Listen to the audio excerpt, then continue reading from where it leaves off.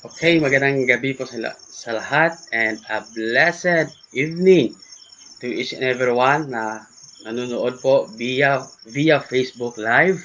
And sa gabing ito, in behalf ng mga partners po natin dito sa Hillcrest 6 Guimaras, ano na po, magandang gabi po Pastor Pio and Ma'am Yulitika.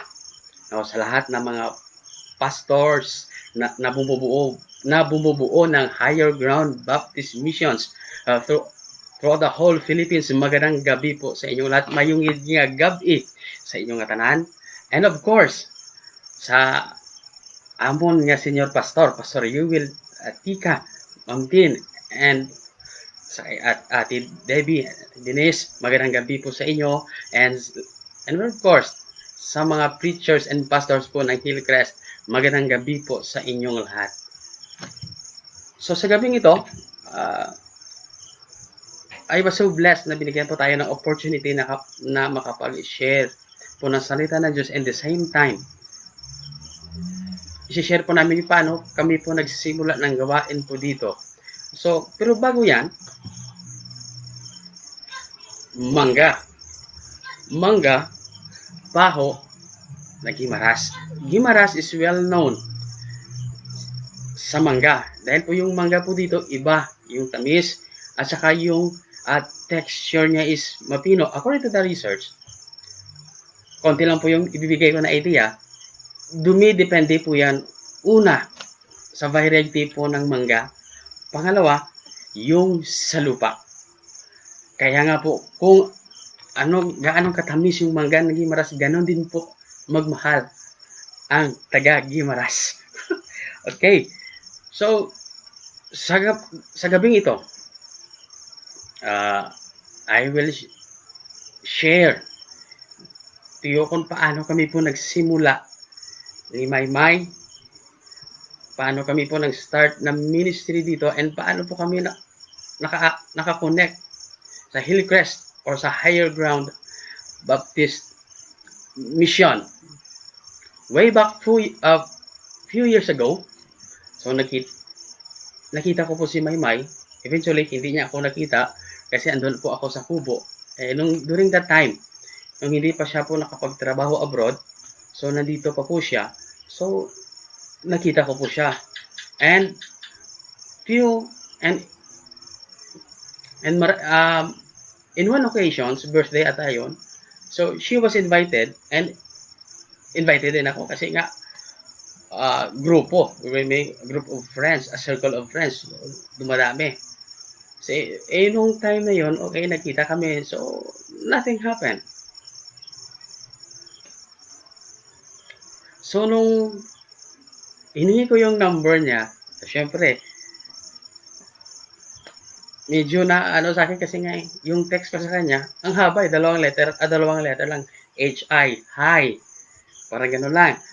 So, to make the long story short, nakaabot na po ako ng Palawan, doon po sa Rojas, nag-work po tayo doon ng 1 year and a half.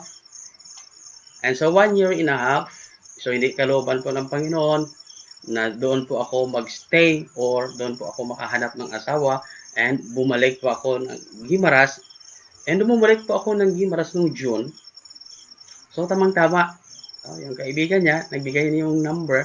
Ito pala si Maymay, i-text mo. Okay. So doon po simula. So many, before that, we met at Camp Nikos. Dito rin po yan sa San Lorenzo, malapit po sa amin yung sa neighboring municipality ng Sibunan. So by the way, andito po tayo ngayon sa Sitio Nagay, Barangay Sibario, San Lorenzo, Guimaras. Pero sa tusay, hindi ko po kasama si Maymay ngayon at si Orange na dahil nga andun sila po sa Buena Vista. So umuwi pa ako dito. And the same time, sa biyaya mo ng Panginoon, maganda po yung araw. So hopefully, walang interruption sa signal at saka kuryente. So, nung nagkita kami ulit, sabi ko, Lord, iba na to. So once we met in a crossroads, nag-cross yung landas namin, parang hindi pwede kasi in a relationship siya, in a relationship din ako. In the long run, parang hindi bilang Panginoon na Sila na siya yung makatuloy at saka ibig sabihin parang kami yung tinaghana ng Panginoon. So, yung relationship po namin nagpatuloy and the same time not knowing na tinadhana talaga ng Panginoon na maka-open po dito ng trabaho dito po sa Nagay or sa Sibaryo.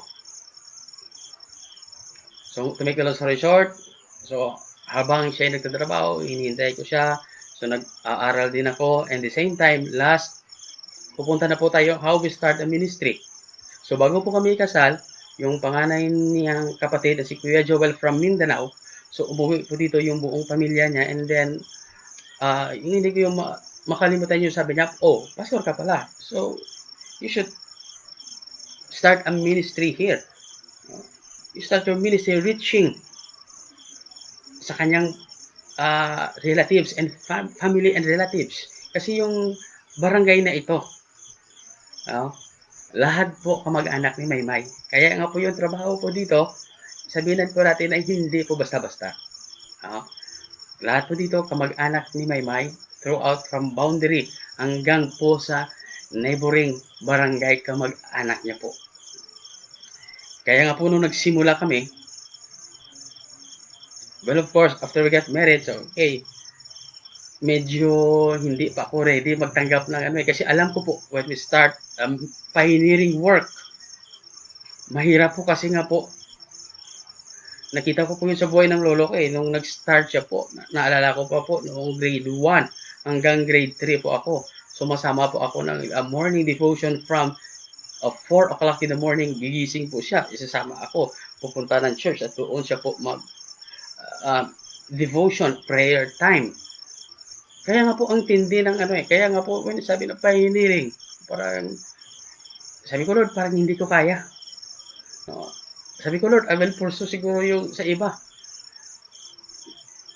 I will pursue yung after I graduated from college, I will pursue. Pero God did not permit it. Sad to say, bago kami umattend ng camp, sa anong dahilan, hindi ko rin alam. Mabagal rin yung takbo ng motor ko. Sumemplang ako sa motor. Parang kay Jonah. Si Jonah, isda at saka yung malakas na hangin, yung masamang panahon na nag-ano sa kanya, sa akin, aso. So, nung nabangga ko yung aso kasi bumalik Tapos, yung pagbangga, impact, tumilapod po ako sa motor. So, doon po ako Lord, hindi mo talaga will. Hindi mo talaga will na magtrabaho ako sa iba. Instead, trabahuin ko yung burden, yung ministry na ibinigay mo sa akin. Kaya nga po, we start, una, kasi nga po dito, si Maymay po yung marami kamag-anak dito, so siya po yung susi. Kaya po I do believe in saying, behind the success of a man is a woman. Kaya nga po dito si Maymay po yung key sa lahat po ng mga openings, opportunities na pinagkaloob ng Panginoon po dito. Siya po yung sa likod, siya po yung susi. Kaya nga po we start every Sunday afternoon, pumupunta po kami dito. So yung mga bata, tinitipon po namin sila for Bible story, games, and higit sa lahat yung siyempre yung feeding. So last 2 years ago, we started here. So sabi ko, sige, mag-VBS tayo. We have decided, after na gumali yung sugat ko sa kamay, so, I pray to God, Lord, ito na. Kung ano mo yung, kung saan mo ako dadalhin, susunod ako. So, gano'n na yun. So, we started sa mga bata. So, we have ever first nagsimula po kami ng VBS, Daily Vacation Bible School, last May 30. I think bago mag-election, nag-start kami ng VBS. So, sabi ko, hindi tayo mag-invite, hindi po tayo mag-invite or hindi po tayo maglagay ng paskil na meron po tayong VBS. Sabihin na natin yung ilang bata lang. You know what?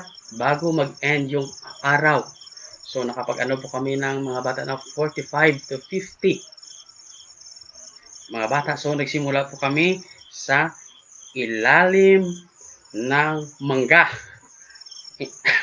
ng mangga.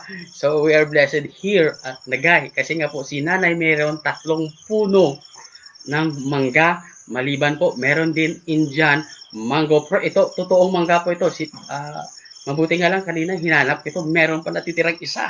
Kaya nga po, we are still blessed na meron po tayo. Okay. So, we started sa ilalim ng mangga and natapos po yung, sabihin natin, natapos po yung VBS. Nag-graduation po kami.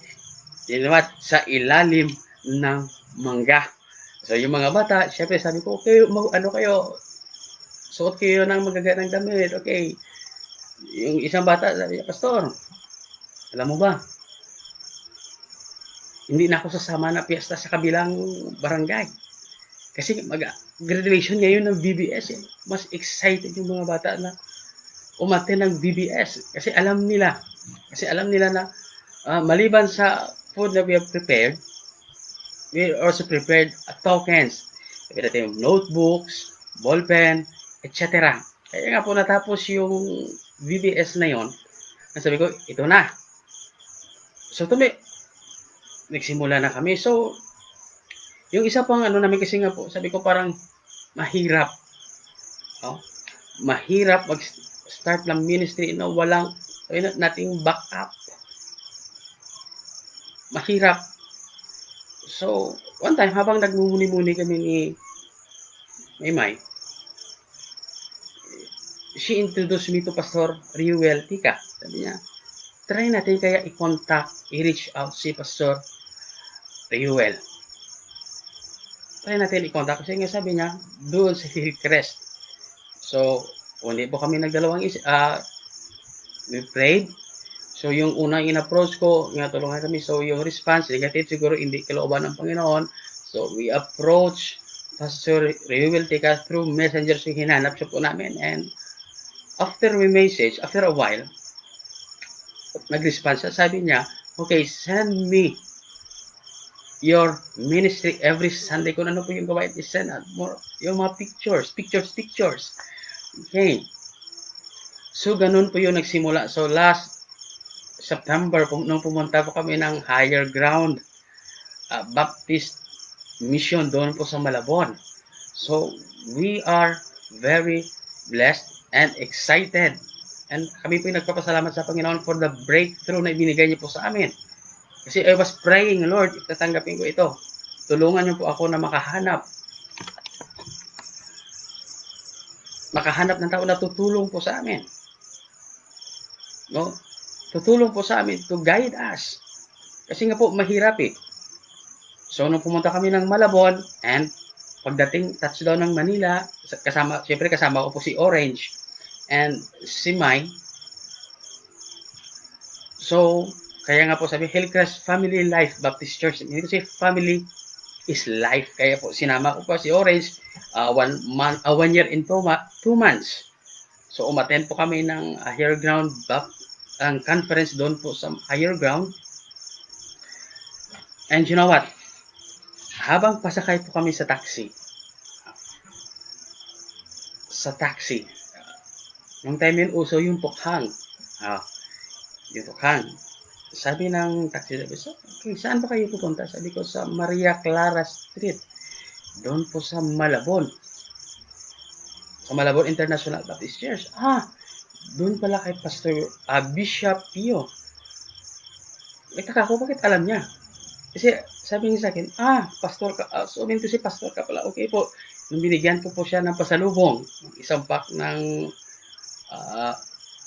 may ano ring ng mangga, candy na mangga. So, nag-usap siya, sabi niya kasi, alam mo, kasama ako sa tukhang and yung pastor o si Pastor Pio po yung yung Bishop Pio po yung sa kanila. Kaya nga po, wow, hindi. We're speaking about tukhang. So, dito ganun din po. We've started, at first, nagsimula kami po ng neighborhood connections na kung saan okay. Pastor, okay lang ba na mag-iinuman kami, mag-Bible study kayo? Okay, the same. Okay, walang problema. So, later on, to make a long story short, ngayon, once okay, may schedule ang Bible study, hindi na sila umaalis sila, o dyan na sila umuupo at saka nakikinig. Kaya nga po, yung gawain po dito sa Gimaras, no, as we start, no, parang siguro, iba talaga yung pag makita mo yung will ng Panginoon. Kaya nga sasabi ko talaga, it is the will of God na magtagpo yung landas namin ni Mai. Not only nagtagpo, but pinag-isa kami. Pinagbuklod kami. At the same time, nag-start kami ng gawain po dito. Kaya nga po, it is the will of God. Sabi ko parang, kalooban ng Panginoon na mapunta po ako dito sa lugar na ito.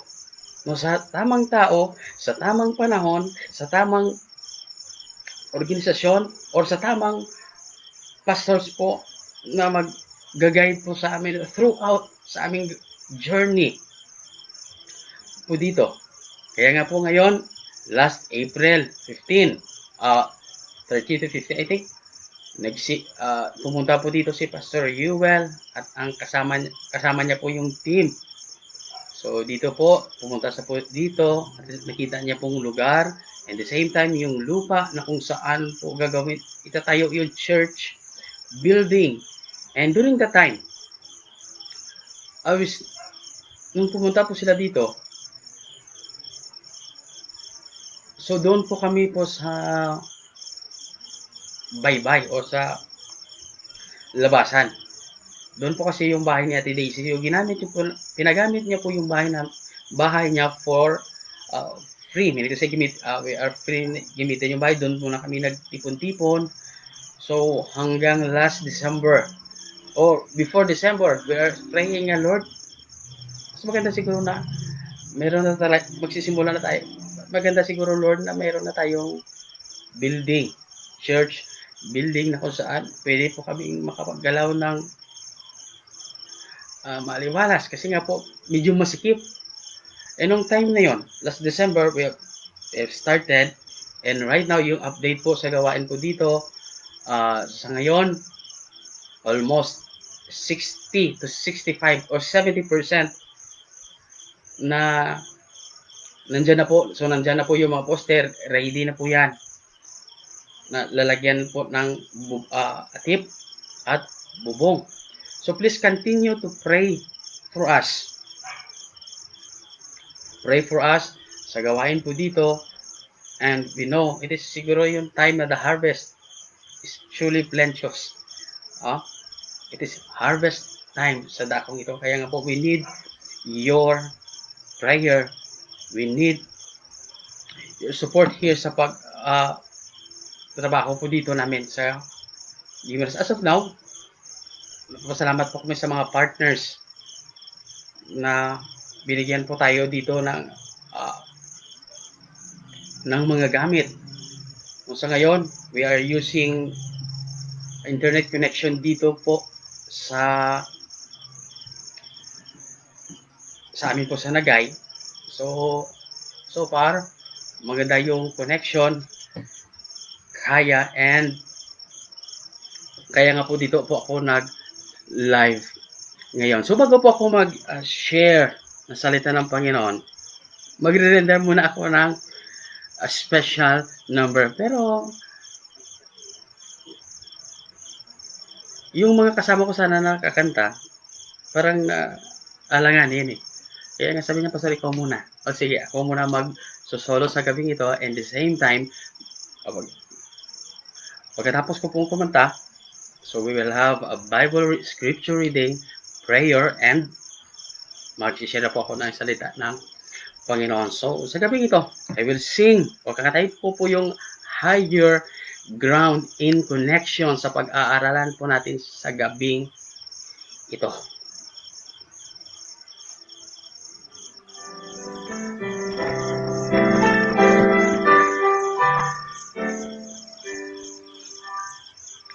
I'm pressing on the upward way, new heights I'm gaining every day, still praying as I am onward bound, Lord, plant my feet on higher ground. Lord, lift me up and stand by faith on heaven's stable land, a higher plane that I have found. Lord, plant my feet on higher ground.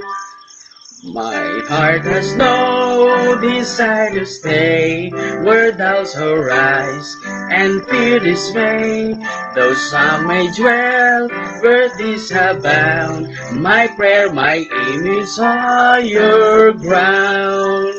Let me up and let me stand by faith on heaven's stable land, a higher plane that I have found. Lord, plant my feet on higher ground. I want to live above the world, though Satan's dart at me are hurled. For faith has caught the joyful sound, the song of saints on higher ground. Let me up and let me stand by faith on heaven's stable land, a higher plane that I have found. Lord, plant my feet on higher ground. I want to scale the utmost height and catch a gleam of glory bright, but still I pray till have I found. Lord, lead me on to higher ground. Lord, let me up and let me stand by faith on heaven's stable land, a higher plane that I have found. Lord, plant my feet on higher ground. Okay, ang sabi po ng kanta, Lord, plant my feet on higher ground. Amen. So, magandang mensahe po yun ng kanta. So, it is our goal na we should plant our feet on higher ground. So, sa gabing ito, I will be reading on Philippians chapter 3. Philippians chapter 3 verses 7 to 8. So, by the way, I'm reading in New American Standard Bible. So, Philippians chapter 3 verses 7 to 8. But whatever things were gained to me, those things I have counted as loss for the sake of Christ. Verse 8. More than that, I count all things in loss in the view of the surpassing value of knowing Christ Jesus my Lord, for whom I have suffered the loss of all things, and count them but rubbish, in order that I gain Christ.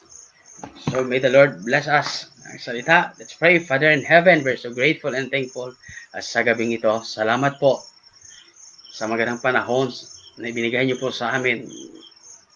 Salamat po sa buhay na pinagaloob niyo, and sa gabing ito, we're praying, Panginoon, sa pag-aaral po ng iyong salita. Sana naman po ibigyan mo kami ng heavenly knowledge, wisdom, Panginoon, so that maintindihan po namin, and the same time, Panginoon, we're praying that we are not only listeners but doers of your word. So kaya po sa gabing ito, Panginoon, we're praying sa pinapanalangin, we're praying, Panginoon, sa gabing ito sa Masang Pilipinas, Panginoon niya. Sa ngayon po, we are suffering a pandemic, COVID-19 pandemic, Panginoon, and through all the whole world, na kung saan po nakakaranas po kahirapan, nakakaranas po ng mga kabigatan sa buhay, but we're still praying, Panginoon, na in your right time, ikaw po yung tulungan niyo po kami na gumaling yung bayan po namin. And the same time, bless niyo po kami, and sa aming pong mga viewers sa gabing ito, ikaw po yung usap sa amin. So that, intindihan po namin yung salita, ma-enjoy po namin yung gabing ito habang kami po yung nagpe-fellowship po through online, through FB Live. Kaya po sa gabing ito, mag-bless namin in Jesus' name. Amen. So sa gabing ito, tatalakayin po natin Christian and his goal. Christian and his goal. So, tandaan po natin yung once we say Christians, hindi po yan ordinaryong tao. So, meaning to say, pag ang isang tao nagsabi na he is a Christian, meaning to say, he has Christ in his life. Kaya nga po yung Christian, pag kinuha po natin yung Christ, yung natira ay I-A-N, speaks, I am nothing. So without Christ, I am nothing. Kaya nga po, it is big deal po para sa atin pag sinabing goal. Tingnan po natin yung buhay ni Apostol Pablo bago po siya tinawag ng Panginoon. So, ang kanyang goal ni Saul ay ganito. His goal is to persecute believers in Acts chapter 8. Isa po yan sa mga tao na allow na batuhin si Stephen to death, stone into death. Anong rason? Kasi nga po, iba yung kanilang paniniwala. So, kinukontra nila po yung throughout the earthly ministry of Jesus Christ. Yung mga Pharisees, si Saul, the same. This is the same. So, yung goal niya is to persecute believers or stop the ministry na sinimula ng Panginoon. Pero in Acts chapter 9, tingnan po natin yung changes kanyang buhay from Saul to naging Apostle Paul. So, yung bago po siya tinawag ng Panginoon, yung sabi ng Panginoon sa kanya, okay, I will tell them, I will show him na kung ano yung mga mararanasan niya sa buhay as he continue to serve me. Sabi ng Panginoon. So, let us take note po, God changed the goal of Saul nung nakilala siya po, nung tinawag siya po ng Panginoon. Kaya nga po, sa gabing ito, Christian and his goal, ma-achieve po natin yan by the grace of God. When we say the grace of God, it is the unmerited favor from God. And you know what? We're speaking about God's grace. Yung mga klase ko nung high school, college, parang hindi sila makapaniwala na si Adjel nagpastor. Kahit yung third cousin ko, nag-Christian siya, nagulat siya, naging pastor. So it is by God's grace. No? So when we are Christianity, take na po mga kapatid, Christianity must have plan sa kanilang buhay. Plan or goal. So yung goal, kasi nga po pag sinabing goal, yung sa mga barkada, may barkada goals, husband and wife goal, personal goal. But sa dabing ito, Christian dapat meron siyang goals sa kanyang buhay when it comes sa pagsiserve sa Panginoon. So, Christians must have unang P, plan sa kanyang buhay. How do I serve God? So, ano yung plano ko ngayon? Last April nung pumutok yung coronavirus pandemic. So, everyone, ECQ, nagsigtigil lahat ng stay at home. So, ano yung paano? Siguro yung iba, nanonood lang na sa YouTube, through internet. So, yung iba, pag medyo walang magandang signal connection, so, stay at home lang sa bahay, gumawa ng mga gawain dyan or ano. Pero wag naman sana na masanay po tayo. Mga ilang Sundays na po tayo, ilang weeks, ilang Sundays na po natin na miss. No? Wag na sana na masanay po tayo na parang na rin, hindi pa tayo, parang nasa ECQ pa rin po tayo. No, so we should have plan. No? Paano po natin ganda yung pagsiserve natin sa Panginoon, yung relationship natin sa ng Panginoon. So, when we have plan, tutuloy po yung progress. So, kamusta po yung progress ng ating relationship sa Panginoon? Ano ba? More Facebook than reading the book or reading the Word of God? O more scroll up than reading chapter by chapter? So, kamusta yung progress in a spiritual life? Kamusta po yung progress? Ano po? Nagiging maganda ba yung relasyon natin sa Panginoon? Kasi nga po, marami po tayong panahon. Nasa bahay lang po tayo. Marami po tayong panahon na magbasa ng Biblia. Marami po tayong panahon sa panalangin kasi nga po, hindi po tayo pagod. No? And pagkatatlo, we should have a purpose. Bakit natin yan ginagawa? Well, of course, yung purpose po natin is to, what? Glorify God.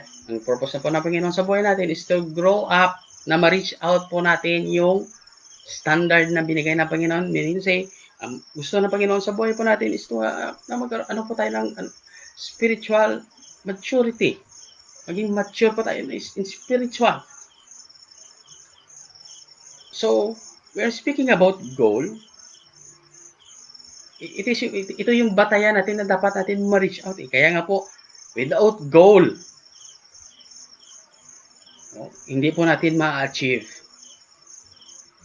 yung minimiti ng Panginoon sa atin, yung gusto ng Panginoon sa atin. If we have goal, wala po tayong goal, wala po tayong direction. Ang dalawa, yung buhay po natin, we are guessing. And it is a guessing. Halimbawa, during the exams, hindi ka po nakapag-aral.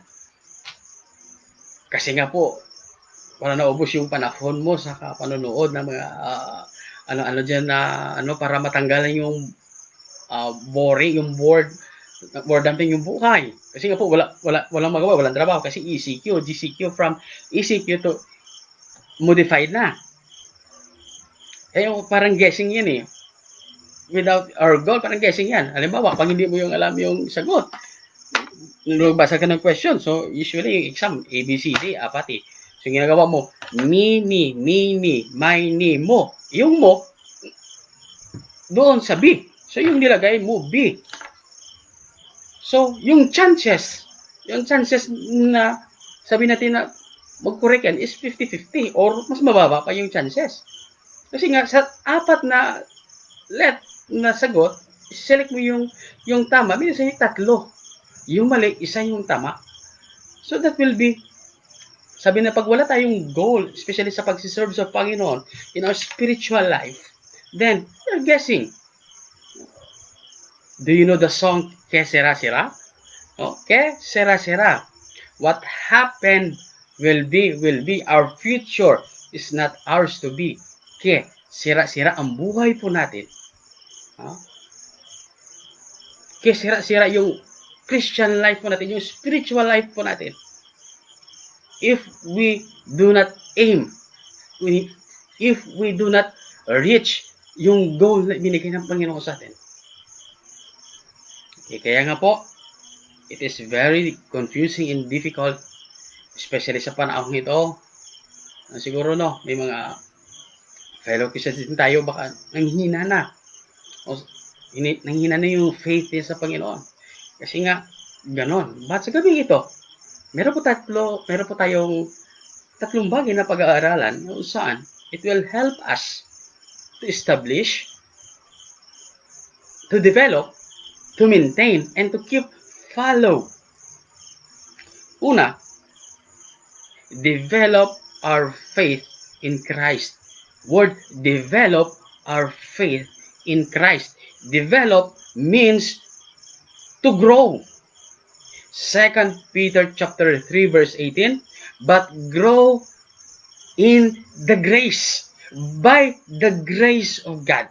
Kaya nga po sabi, merong kwento na narinig ko na illustration. Hanggang ngayon hindi ko po yan malilimutan. Sabi po ng asawa, lalaking amigo mag-asawa, sabi ng husband, ayoko na mag-church dito. Kasi nasa Istanbul ako eh. Usually yung makikita, pag minsan, abang nagpipreach si pastor, yung katabi mo, nagsi-cellphone. Akala mo nagbabasa ng Bible sa cellphone, yung pala. Nagbabasa ng message sa, parang kinikilig sa, akala nabibless sa hindi siya nakikinig kasi iba yung binabasa. Kaya sabi niya, ayoko na. So, yung asawa, tumahimik lang habang papauwi na sila. Nakita ng asawa yung signboard along the street, kita ya, caution, road under construction. Nung umuwi sila sa bahay, habang yung asawa niya parang inaano niya talaga yung ang kanyang nararamdaman. Eh, yung asawa tahimik lang habang upo-upo. Tapos, nung kumuha siya nag-embroid siya, pensilyo. So, nilagyan niya yung damit niya na Christian under construction. So, kinamagahan, binigay niya po yung nakalagay dyan na Christian under construction sa asawa niya, sa husband niya, and then, doon po napatugma na kanyang husband na, tama, we are under constructions. We should develop our faith in Christ.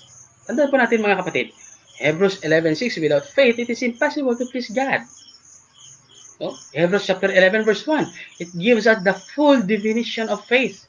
In Hebrews chapter 11 whole verses, it gives the details or yung mga heroes of faith at kanilang mga ginawa, kanilang ginawa na at paano nila na-achieve. Take note po, yung Diyos na kanilang siniserve, it is the same God.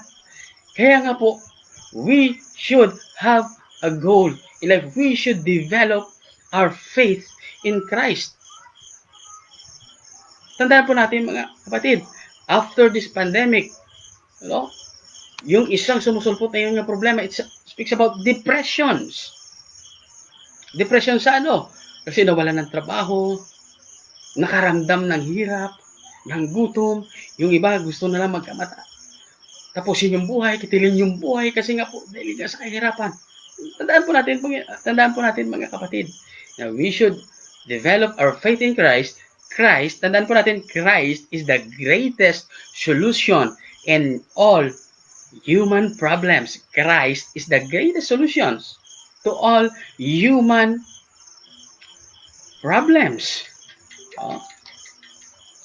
Kaya nga po, dapat po natin i-develop yung faith po natin sa Panginoon. Tandaan po natin, yung depression, yung mawawala yung faith natin sa Panginoon, hindi po yan pinipili. Kaya nga po sa ating mga viewers,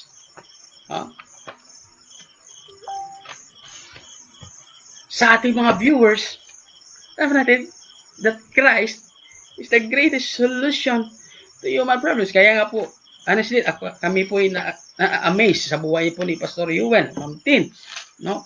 Kasama po ng mga partners natin dyan sa Hillcrest, mga gabi. No? So, na habang nasa gitna po ng, sabi natin, lockdown, no? Isa po yung, if I recall, as they celebrate their wedding anniversary, and nagbigay sila ng rice through Christ. Kaya nga po, if you have problems, lumapit ka sa Panginoon. Kaya nga sabi ng Bible, be of good cheer. I have overcome this world. Sino po yung naka-overcome this world? Hindi, si Kristo mismo. Kaya nga po si Kristo, yung may solusyon. And alam nyo ba, when it comes sa solution, yung mga scientifico natin ngayon, they did not discover yung paano patigilin yung mortal na kalaban ng tao, and that is death.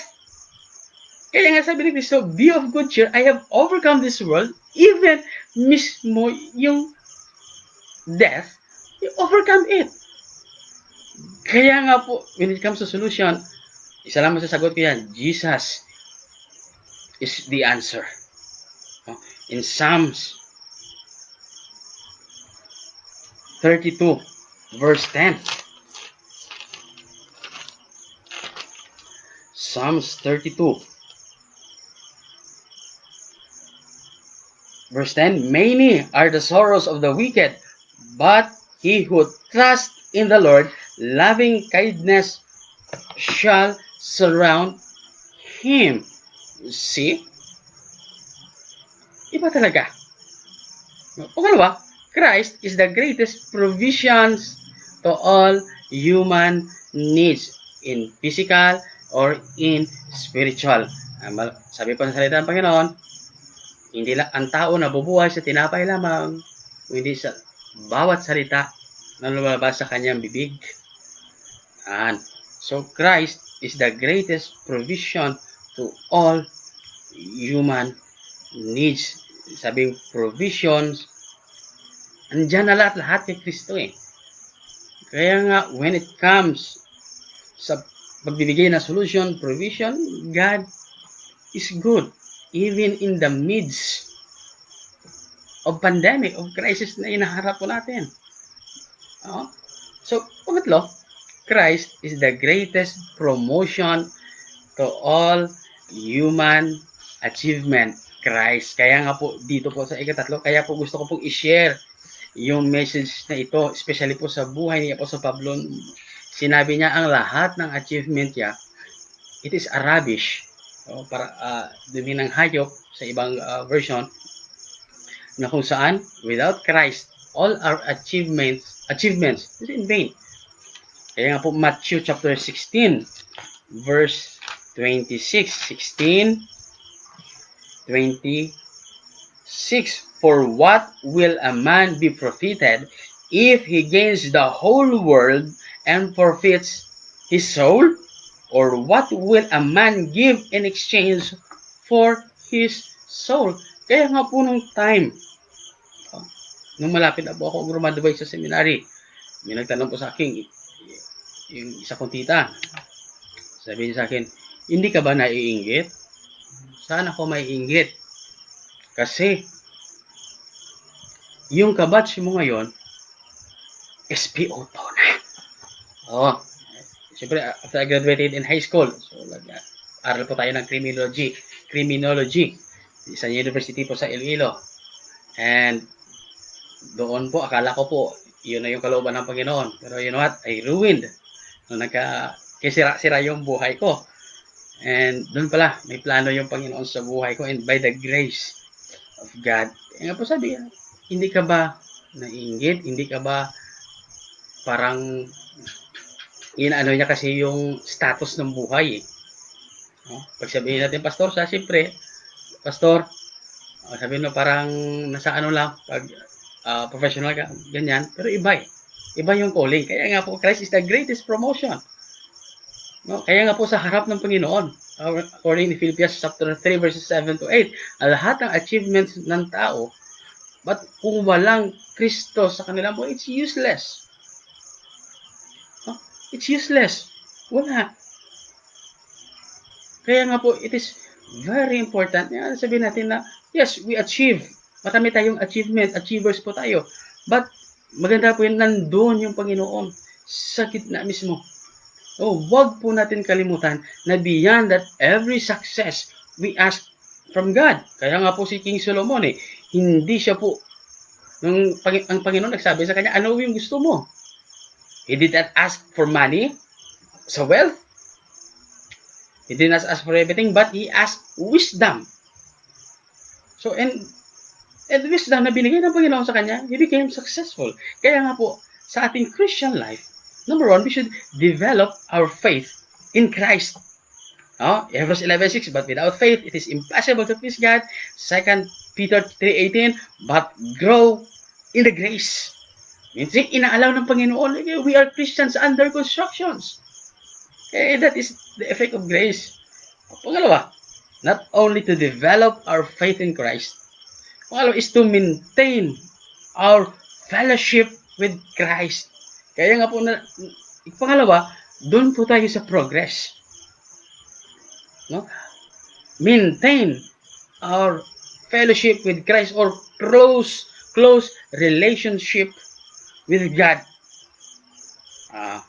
Close relationship with God. So, how should we maintain? So, kamusta po yung relationship po natin sa panganahon ngayon? Kamusta yung relationship or fellowship natin sa Panginoon ngayon? Everyday ba? Nakagawa po ba tayo ng Bible reading? Maliban sa 3 times a day na prayer? During agahan, tanghalian, hapunan, meron ba? So, kamusta yung relationship natin during this pandemic? Ilang chapter na ba ng Bible nabasa po natin? Ilang beses na po natin ba nabasa ang whole chapter, whole book, ang buong Bible nabasa po ba natin from Revelations to from Genesis to Revelations? Anong mga verses po yung na-discover po natin? nasabi natin, ay pwede pala gamitin ito during these times. Kaya nga po, it should be our goal.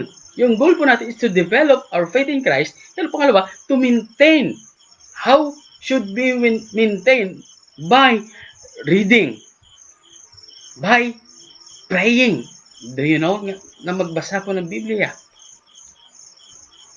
This is one way na mag-clear yung mga negative thoughts na ini-inject po natin, ini-inject po ni Satan sa ating mind, sa ating pong utak na kung saan madadivert po yung ating close relationship with God.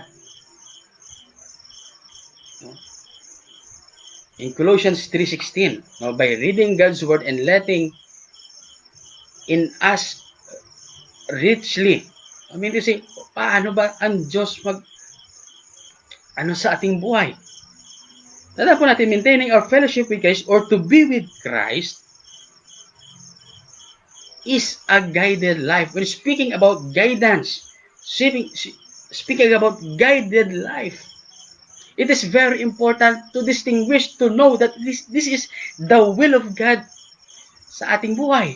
Kaya nga po, I was so blessed na nakita ko yung kalooban ng Panginoon.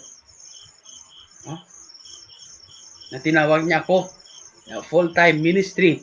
Start ng gawain po dito. Pangalawa, nakita ko yung kalooban ng Panginoon na binigay niya po sa akin si Maymay. And tatlo, sunod-sunod na yung guidance ng Panginoon. Kaya nga po, when sabing guided, you know what? Do you experience ang mga myth nung high school in our science subject? Ano yung mga facts and myth? For example, sabi ng mga matatanda, pag New Year daw, para tumangkad ka lalo, no, bago mag-1, pupunta ka sa sampayan, at saka maghahangin ka doon para tumaas ka. Nung una, sige, try ko nga. Hindi naman effective. Instead na tumaas ako, lumapad ako eh. Another one, yung sabi ng mga matatanda, dito sa amin, kasi pag nawala ka, pag hindi mo alam yung daan papunta sa pupuntahan mo, especially during night, ako naka-experience ako noon eh. Sabi ng matanda, pag nawala ka, baliktarin mo lang yung damit para mahanap mo na yung tamang landas. Parang ganon. So, siyempre yung sinasakyan ko motor, sira-sira din yun, walang headlight, kaya yung ilaw, pin light ng lighter. Kasi hindi naman yung maliwanag eh. So, parang ganon. So, nawala ako. Paikot-ikot lang ako, nilagyan ko ng bato kahoy, bumalik pa rin ako. Sabi ko, sige, baliktarin ko na. Binaliktad ko yung damit ko. Sige, ilang beses ko pa yung natry, pabalik-balik na rin ako. Sabi ko, hindi effective. Kaya nung time na sabi ko, Lord, parang umaga na ako makauwi ah. Nung tumangala ako sa langit, except na nakita ko yung bituin, nakita ko yung cell site. And alam ko yung cell site na yan, doon yung daan. See? So, nakita po natin, if our life is our Christian, kung ilagay po natin yung Christian life natin sa guessing, 50-50 yung chances. It's either we succeed or down. No? Tandaan po natin, maintain our fellowship with Christ. To be with Christ is a guided life. Pangalawa, to be with Christ is a blessed life. A blessed life. Psalms 48 verses 9 to 14. And we have thought on thy loving kindness, O God, in the midst of the temple. As is thy name, O God, so is thy praise to the ends of the earth. Thy right hand is full of righteousness. Let Mount Zion be glad. Let the daughters of Judah rejoice, because thy judgments. Verse 12, walk about Zion and go around her, count her towers. Consider his ramparts, go through the palaces, that you may tell it the next generations, for such is God, our God, forever and ever. He will guide us until death. Tandaan po natin mga kapatid, that God, Christ, or God is immutable. He does not change. He is the same yesterday, today, and forever. When He gave us His promises, tandaan na po natin. Meron quotation po. Nabasa ko po sa Wedding Shed.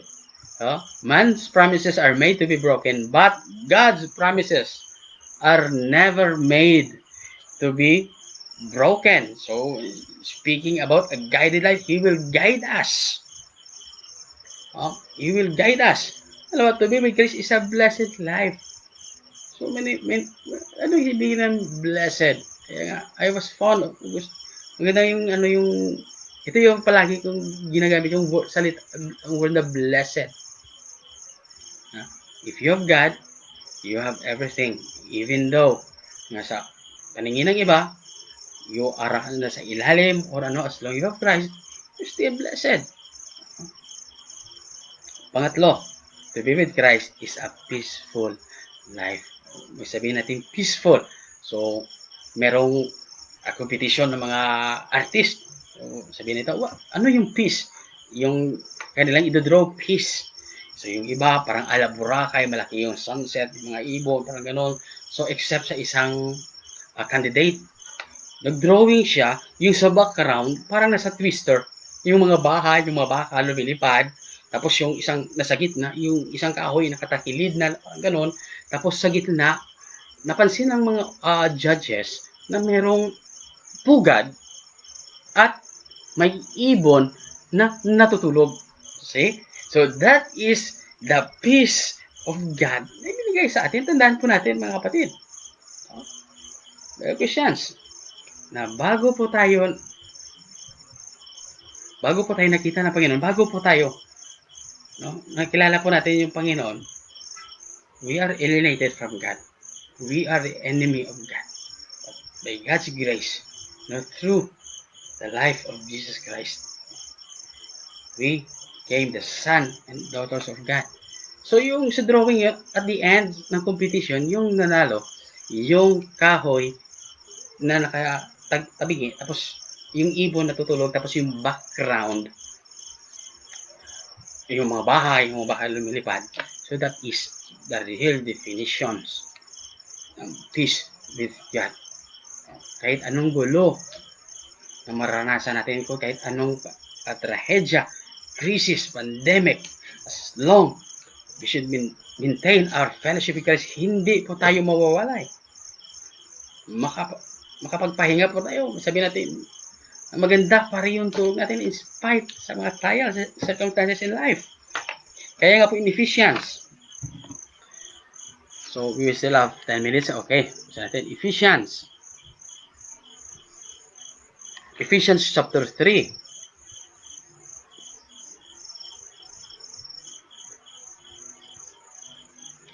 Verse 17 down to 19. Okay. That Christ may dwell in your hearts by faith, that ye being rooted and grounded in love. Take na po yung sa verse. That Christ may dwell in your hearts by faith, that ye being rooted and grounded in love. So, take na po yung word na rooted and grounded. Kaya nga po kung rooted and grounded na po tayo, yung relationship po natin, yung fellowship natin sa Panginoon, then, katatlo, follow after Christ, Matthew 6:33, but seek ye first. Seek ye first the kingdom of God. Yan. So, when we say, una, develop our faith in Christ. Pangalawa, maintain our fellowship with Christ. Ikatlo, follow after Christ. Ito yung maganda. Christ giving us a footstep to be followed. Binigyan niya po tayo ng footsteps. Dapat natin sundin. Dapat natin binigyan niya po tayo ng daan kung saan po tayo po tayo direction. Yung ating buhay. Kaya nga po in Psalms 34 verse 10, 10, the young lions do lack and suffer hunger, but they who seek the Lord shall not be in want of any good thing, but they who seek the Lord. So, when we keep follow after Christ, susunod na po yan, our life will be fulfilling life. Yan. Kahit mahirap yung buhay, as long as you keep follow after Christ, it is a fulfilling one. A fulfilled life. Pangalawa, our life would be invested. Tandaan pa natin, we are not permanent here on earth, and every deeds na ginawa po natin sa Panginoon, tandaan, meron po yan nakaabalang. Meron po yan naghihintay na reward. Ang isa po yan sa mga invest po natin, invested. Kung ano po yung ginawa po natin, doon po natin aanihin sa langit. In Galatians 6:7, the rules of the harvest of what we sow, we reap. So it is the same when we are invested. Ang sabi ng Bible, lay not your treasures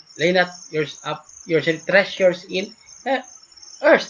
Na kung saan pwede mawala, pwede masunog, but lay up your treasures in heaven. Kung saan hindi po mawala, hindi po mananakaw. Kaya nga po, not only invested life, pangatlo, our life would be rewarded. No, our life would be rewarded. When speaking about rewarded, Revelation chapter 2 verse 10, isa po yan. Isa po yan sa mga challenges. No? Be faithful unto death, and I will give thee the crown of life. Ulitin ko po, be faithful unto death, and I will give thee the crown of life. Kaya nga po sa buhay po ni Apostol Pablo,